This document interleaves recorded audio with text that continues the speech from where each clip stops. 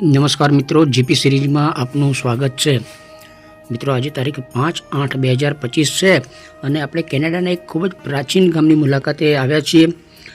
કેનેડાના આલ્બર્ટા રાજ્યમાં એક સુંદર પ્રાચીન ગામ આવેલું છે અને એની મુલાકાત આજે આપણે લેવાની છે.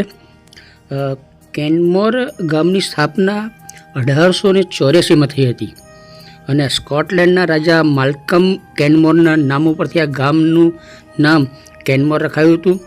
રોકી પર્વતીય શૃંખલાઓની વચ્ચે આવેલું ખૂબ જ આહ્લાદક વાતાવરણવાળું આ પ્રાચીન ગામ છે અને આ ગામમાં જવા માટે આ સરસ રસ્તો છે. મોટું પ્રવાસન સ્થળ છે. બંને તરફ તમે જો વૃક્ષોની હારમાળા છે અને સામે રોકી પહાડોની હારમાળા છે. અહીંયા વેધર વારંવાર બદલાય છે. તાપ તડકો હોય છે અને પછી ક્યારેક વરસાદ પડે છે, ક્યારેક ઠંડુ વાતાવરણ થઈ જાય છે, તો ક્યારેક પવન જોરદાર આવે છે અને રાજગાડી ચલાવી રહ્યા છે. અને આપણે કેનેડાના વિવિધ પ્રાંતોમાં અને વિવિધ જોવાલાયક સ્થળોમાં જઈ અને વિડીયો શૂટ કરીએ છીએ અને આપને બતાવવા માટે એ શેર પણ કરીએ છીએ. દીકરી કિંજલ અને રાજ દ્વારા બધા સરસ આયોજન થાય છે અને એમને ખ્યાલ છે કે આપણને આવું બધું કુદરતી માહોલ, ઇતિહાસ એમાં રસ છે, એટલે એવા ઐતિહાસિક સ્થળોએ ખાસ આપણને લઈ જાય છે અને આપણે એનું કવરેજ કરીએ છીએ. પૃથ્વી ઉપરના સ્વર્ગ જેવું આ ગામ છે અને કેનેડામાં જે 2-5 ગામ ખૂબ જ જાણીતા હોય એ પૈકીનું આ કેનમોર ગામ છે. અને સામે દ્રશ્યમાં જો પહાડોની હારમાળા દેખાય છે અને એ પહાડોની વચ્ચે નીચે સરસ આ કેનમોર ગામ આવેલું છે અને કુદરતી સૌંદર્ય સરસ છે, શાંત વાતાવરણ છે અને ખૂબ જ મોટી સંખ્યામાં અહીંયા પ્રવાસીઓ આવે છે. અને અત્યારે ઉનાળાના સમયે ખાસ પ્રવાસીઓ વધારે આવે છે અને પ્રવાસી આવે એટલે સ્વાભાવિક છે કે અહીંયા હોટલો, રેસ્ટોરન્ટ એ બધું પણ વધારે બને અને આપણા ભારતીય ઇન્ડિયન ફૂડ રેસ્ટોરન્ટો પણ અહીંયા સરસ છે. અને જુઓ તમે સામે સરસ પહાડો દેખાઈ રહ્યા છે. ચારે તરફ પહાડની વચ્ચે આ ગામ આવેલું છે ને ખૂબ જ પ્રાચીન ગામ છે. અને આ વિડીયોમાં આપણે રોડ, રસ્તા, બજાર, દુકાન એ બધું બતાવીશું.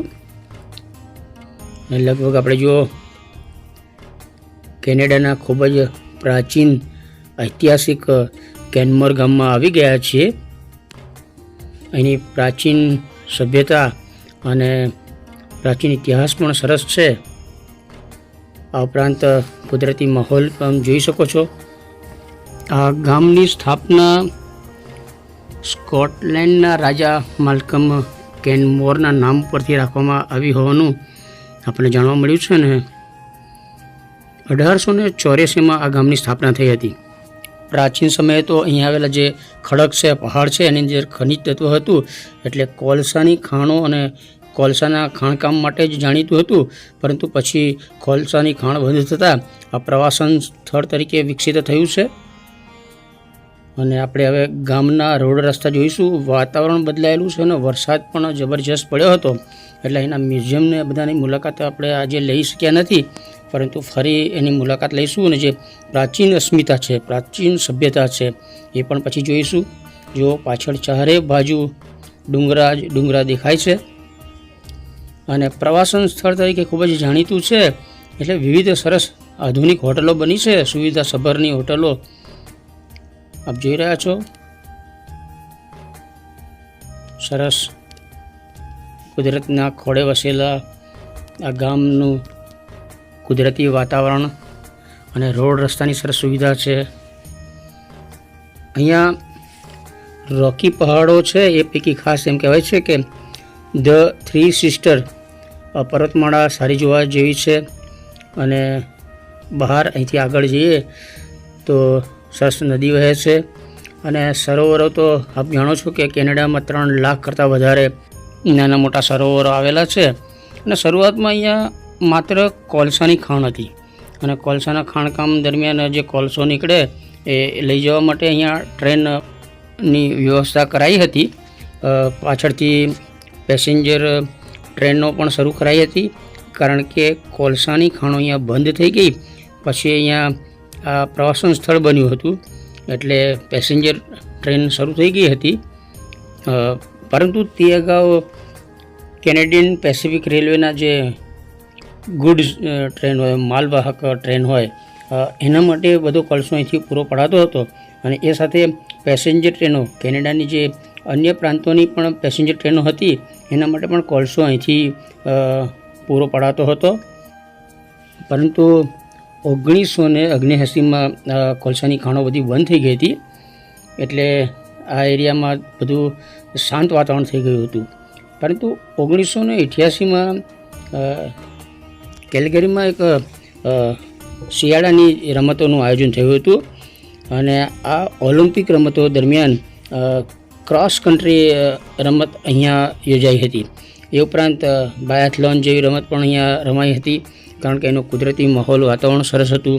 અને એ દરમિયાન આ ગામ ખૂબ જ જાણીતું થયું, અને પછી તો એક પ્રવાસી સ્થળ તરીકે ખૂબ જ લોકપ્રિય બન્યું છે, અને દિન પ્રતિદિન એનો વિકાસ થઈ રહ્યો છે. અને અગાઉ જણાવ્યું તે પ્રમાણે હવે વિવિધ મોટી હોટલો અને ખાનપાનની રેસ્ટોરન્ટો પણ મોટા પ્રમાણમાં થઈ ગઈ છે. અત્યારે જબરજસ્ત વરસાદ પડી રહ્યો છે, અને આપણે લગભગ સાંજના સમયે કેનમોર ગામમાં આવ્યા છીએ. અંદર ફરવાનું હતું, પણ વરસાદ જબરજસ્ત પડી રહ્યો છે. એટલે આપણે બજાર અહીંનું જે છે પ્રાચીન બજાર અને આધુનિક શૈલીથી સુસજ્જ એ બજારના રોડ રસ્તા જ આ વિડીયોમાં આપણે બતાવવાના છીએ. અને આપ જોઈ રહ્યા છો કુદરતી માહોલ વરસતા વરસાદમાં કેનમોર ખૂબ જ સરસ દેખાઈ રહ્યું છે. અને વિવિધ રેસ્ટોરન્ટ, હોટલો અને સ્થાનિક નિવાસીઓના ઘર પણ અહીંયા તમને દેખાઈ રહ્યા છે. આ એડવેન્ચર સ્પોર્ટ્સ માટે ખૂબ જ જાણીતું ગામ છે, પહાડી વિસ્તાર છે. અહીંયા પર્વતારોહક ઘણી મોટી સંખ્યામાં આવે છે, અને અનેક સાહસિક પર્વતારોહકો જ્યાં ચીલો ના હોય પહાડ ઉપર જવાનો, એવા અજાણ્યા ડુંગરા ઉપર પર્વતારોહક મિત્રો પર્વતારોહણ કરે છે. અને તમે જુઓ જબરજસ્ત અત્યારે વરસાદ પડી રહ્યો છે, એટલે આપણે ગાડીમાં જ બેસી રહ્યા છીએ. અહીંયા વાતાવરણ ક્યારે બદલાય એનું નક્કી હોતું નથી. અચાનક જ વરસાદ આવે અને પછી પાછો તાપ તડકો ખીલે એવું વાતાવરણ હોય છે. અને સાંજ છે અને વરસાદ વરસી રહ્યો છે, એટલે આપણે પછી જે ફરવાનું હતું એના બદલે હવે આ ઇન્ડિયન રેસ્ટોરન્ટ છે ત્યાં આપણે જમવા માટે આવી ગયા છીએ. જબરજસ્ત ઠંડો પવન પણ ફૂંકાઈ રહ્યો છે, એટલે આપણે જેકેટ સાથે આ ટોપી પણ પહેરી લીધી છે, કારણ કે વાતાવરણ ખૂબ જ ઠંડુ થઈ ગયું છે અને મોડી સાંજ થઈ ગઈ છે. એટલે આપણે એક ભારતીય રેસ્ટોરન્ટમાં જમવા આવ્યા છીએ. ખૂબ જ સરસ રેસ્ટોરન્ટ છે આ, અને ઠંડો માહોલ છે. આપ જોઈ રહ્યા છો બહારનું દ્રશ્ય. વરસાદ એટલો બધો હતો એટલે આપણે થોડું વધારે શૂટિંગ કરી શક્યા નથી. જો પર્વતોની શૃંખલા અને સાંજ પડી છે, એટલે વાદળ થોડા નીચે આવી ગયા છે, અને પહાડની ટોચ ઉપર તમને વાદળ દેખાય છે, આપ જોઈ રહ્યા છો. અને સંધ્યાકાળ છે, સૂર્યાસ્ત થઈ રહ્યો છે. અને કેનમોર એક પ્રાચીન ગામ છે, એની મુલાકાત આપણે લીધી છે. અહીંયા સરસ મ્યુઝિયમ પણ છે, અને જીઓ સાયન્સ સેન્ટર પણ છે, અને ભૂસ્તર શાસ્ત્ર વિશે માહિતી આપતા કેન્દ્ર પણ છે. અનેક કેન્દ્રો છે, પરંતુ આ વરસાદના કારણે આપણે અહીં જઈ શક્યા નથી. અને હવે આપણે અહીંયા જમવા જઈશું. અહીંયા જો ભગવાન ગૌતમ બુદ્ધની સરસ પ્રતિમા છે, અને થોડી પ્રાચીન આપણી ઇન્ડિયન જે કલ્ચર હોય એના થોડું અહીંયા નજારો જોવા મળે છે. જો અહીંયા 3 ફ્રેમ લગાવી છે, ને ભારતીય જાણીતા જે રાજાશાહી વખતના જે પોસ્ટરો હોય એ અહીંયા ફોટોગ્રાફ્સ લગાવાયા છે. ખૂબ જ સરસ શાંત રેસ્ટોરન્ટ છે, અને પ્રાચીન આપણી સંસ્કૃતિના વાસણ છે, ગ્લાસ, થાળી એ બધું છે. એનું કાઉન્ટર છે, સરસ સુશોભિત કરાયેલું છે. અને ઉપરની છત જુઓ, આપણી છતરીઓ રંગબેરંગી આપણી સૌરાષ્ટ્રની જે છત્રી હોય છે એવી છત્રીઓ પણ ઉપર લગાવાઈ છે. અને આપણે બધા હવે જમવા આવ્યા છે. મેનુ છે એનું જો આ અંદરનું સરસ કલરફુલ પેજ છે અને સૂર્યમુખીનો લોગો છે એનો આ જો. અને આ એનું કાઉન્ટર છે, સરસ સુશોભિત કરાયું છે. અને હવે આપણી જે જમવાની આઈટમ છે પહેલાં જો કે સૂપ આવ્યું સરસ આદુ વાળું છે, ટેસ્ટી આદુ મરીને નાખેલા છે. અને એ સૂપનો આપણે ટેસ્ટ કરી રહ્યા છીએ. અને કુલદીપભાઈ છે, એમના મમ્મીને જમી રહ્યા છે, સામે રાજ જમી રહ્યા છે અને એમના મમ્મી બાજુમાં બેઠા છે અને કિંજલબેન છે.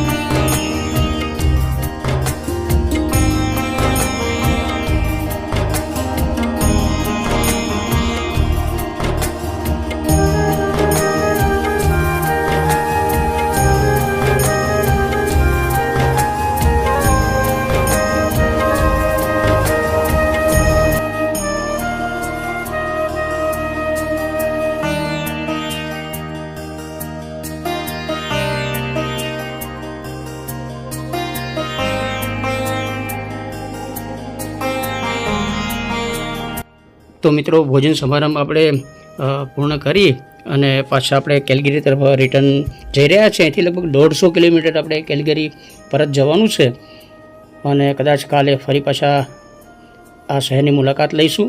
જો રોશનીનો ઝળહળાટ છે, સંધ્યા સમય છે અને રાજ ગાડી ચલાવી રહ્યા છે અને આપણે 150 કિલોમીટર અહીંયાથી આપણે કેલગરી જે આપણે હોટલમાં ઉતર્યા છે, હોટલ ગ્લેનમોર ઇન છે, ત્યાં પહોંચવાનું છે.